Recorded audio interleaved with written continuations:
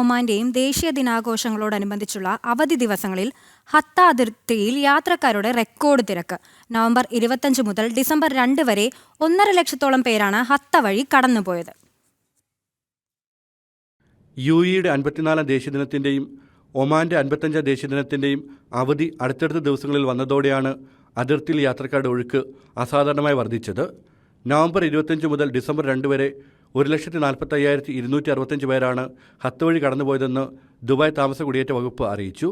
അവധി ദിവസങ്ങളിലുണ്ടായ ഈ അപ്രതീക്ഷിത തിരക്ക് കൃത്യമായി കൈകാര്യം ചെയ്യുന്നതിനായി GDRFA നടപ്പാക്കിയ സനത് ടീം പ്ലാൻ വലിയ വിജയമായിരുന്നു. ഉദ്യോഗസ്ഥരെ വിന്യസിക്കുകയും ബന്ധപ്പെട്ട വകുപ്പുകളുമായുള്ള ഏകോപനം ശക്തമാക്കുകയും ചെയ്തതിലൂടെ യാത്രക്കാർക്ക് തടസ്സമില്ലാത്ത സേവനം ഉറപ്പാക്കാൻ സാധിച്ചുവെന്ന് അധികൃതർ വ്യക്തമാക്കി. യാത്രക്കാരുടെ എണ്ണത്തിലുണ്ടായ പെട്ടെന്നുള്ള ഉയർച്ച നേരിടാൻ മുൻകൂട്ടി തയ്യാറാക്കിയ പദ്ധതികൾ സഹായകരമായതായും സേവന നിലവാരത്തെയോ സമയക്രമത്തെയോ ഇത് ബാധിച്ചില്ലെന്നും GDRFA ദുബായ് മേധാവി lieutenant general Mohammed Ahmed Almarri പറഞ്ഞു.